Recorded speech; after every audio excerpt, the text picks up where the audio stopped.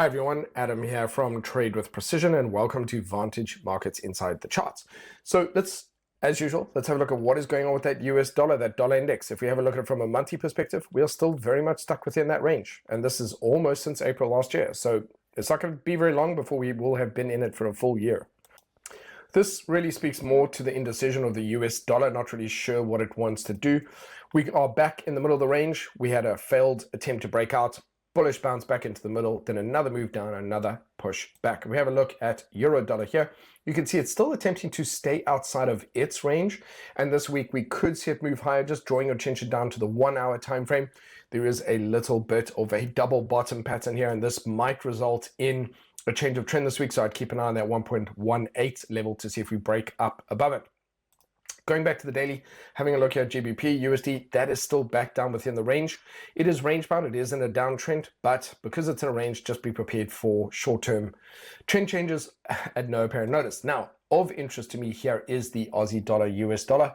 I very much like the look of this bullish candle here, and we do appear to be moving higher. So this week, my expectation is that Aussie dollar, US dollar will break above that 0.71 level and break a little bit higher. If we have a look here at Kiwi dollar, US dollar, we're more range bound than anything, but we are still producing a lot of bullish signals. And again, we could find our way back up to the top. So all of these hinting at a slightly weaker US dollar. Dollar yen, this really worthwhile having a look from a monthly time frame. You can see here 4 months going sideways, very little decision on the current monthly candle. The weekly here ping-ponging between these two levels, and the daily as well. So just be prepared. Again, we could go either way. We are producing lower highs and higher lows, so it is forming a little bit of a wedge pattern. It's leaning slightly bearishly here, so might see a break lower and heading back down. Dollar CAD is producing a higher low and a little bit of a flat level here on the daily.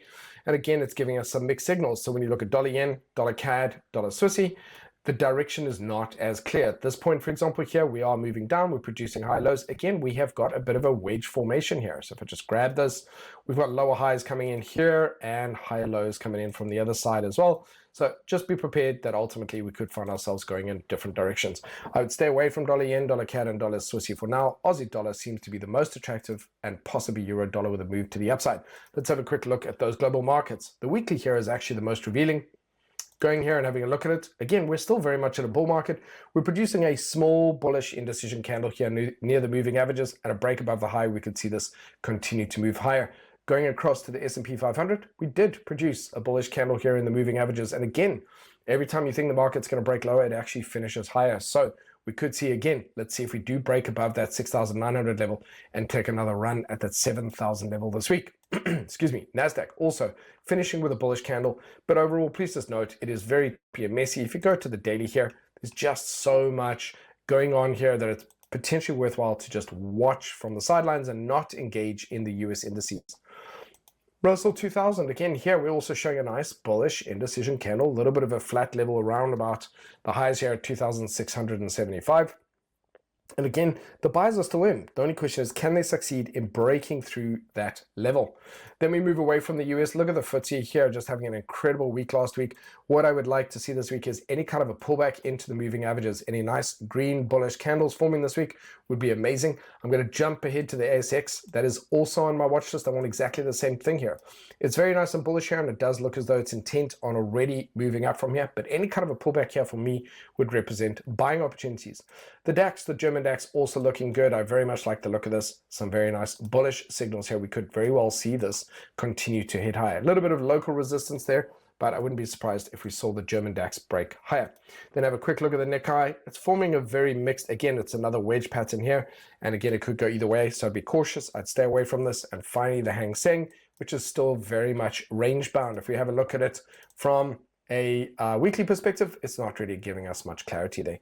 Let's have a quick look at crude oil. So crude oil finishing quite strong on Friday, but still stuck in the middle of a range, and honestly could go either way. We need to watch and see this week if it does manage to successfully break and close above the $67 level. Should we get more bearish wicks, we could see it heading back down to the bottom. Gold very much on my watch list, finishing strong last week. Very nice bullish candle there on the weekly. The daily here really trying to break up above that 5,100 level.